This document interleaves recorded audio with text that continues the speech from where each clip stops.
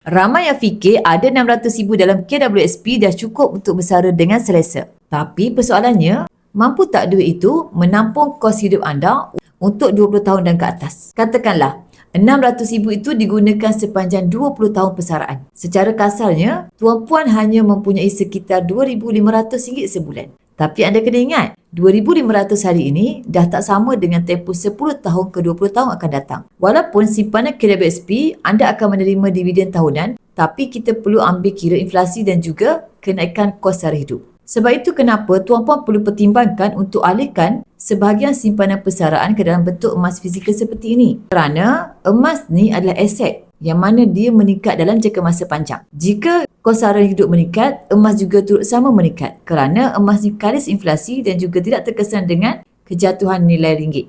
Bila anda ada emas ni sangat mudah dicairkan. Bila anda perlukan duit ketika bersara nanti, anda juga boleh jual untuk dapatkan duit segera. Dia tak sama seperti mana rumah dan juga tanah yang mana susah untuk kita cairkan. Ada emas bermaksud anda ada duit. Saranan saya, mungkin sebahagian simpanan KWSP tersebut anda boleh asingkan untuk ditukarkan ke dalam bentuk emas seperti ini. Bila nak pakai duit, anda boleh jual sekeping-sekeping untuk dapatkan duit ketika bersara nanti.